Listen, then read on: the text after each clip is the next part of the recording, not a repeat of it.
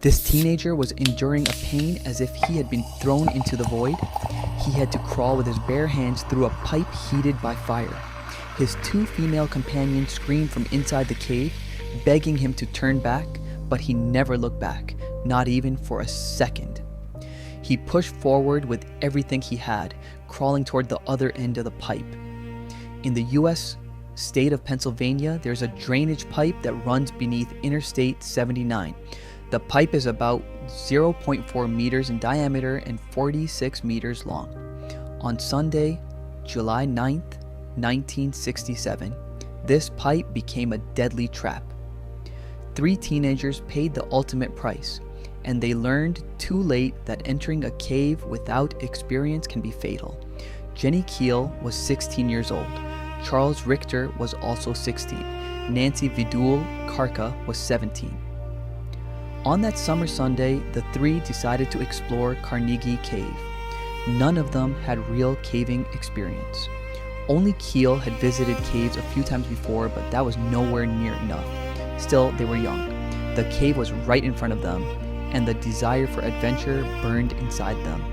The entrance to Carnegie Cave was a very drainage pipe, its inner walls coated with tar. To enter the cave, you had to crawl through this narrow tunnel, completely surrounded by darkness. The space was extremely tight. Claustrophobia could strike at any moment. There was no room for mistakes. Once inside, there was no way to turn around. You either crawled backward or kept moving forward until you reached the other side. When they arrived at the entrance, they encountered another group coming out of the cave. They were young too, inexperienced, just teenagers looking for excitement in the dark. But they made a dangerously foolish mistake. Someone in their group left 2 lit candles in the middle of the pipe. Just left them there. We will never know why. Maybe they wanted light for their return. Maybe they simply forgot to put them out. Or maybe they never thought at all. The 3 teenagers entered the pipe and began their exploration. They crawled forward and soon saw the 2 burning candles. But they didn't pay attention.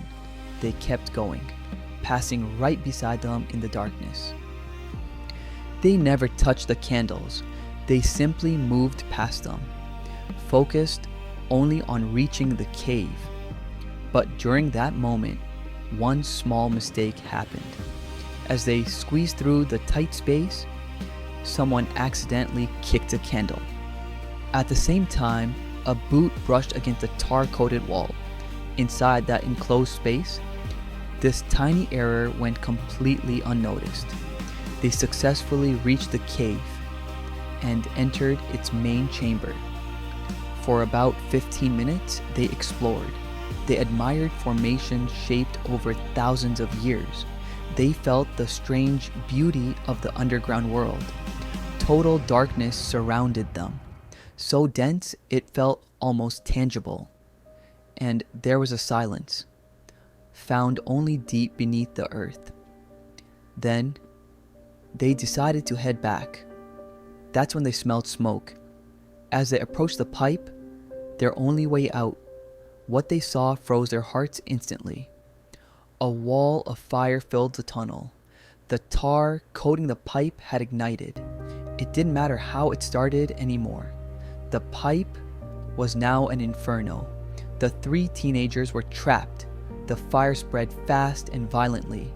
The entire pipe turned into a tunnel of flames. Thick black smoke filled the narrow space in seconds. And that pipe was the only exit. Charles Richter panicked. Under extreme fear, he made a decision no rational person would ever make. He decided to crawl through the fire before anyone could stop him. He was already moving. He entered the burning pipe and crawled straight into the flames and smoke. Jenny and Nancy screamed at him to stop. They begged him not to go, but Richter had lost all control. Fear had completely overwhelmed him. He kept crawling forward, deeper into the fire. There was no space to stand, no room to turn around, only forward through the flames. The heat was intense enough to melt the tar. The smoke made breathing nearly impossible. Every breath felt like fire inside the lungs. His eyes couldn't stay open. The heat surrounded him from every direction. There was nowhere to escape it. And yet, incredibly, he kept going.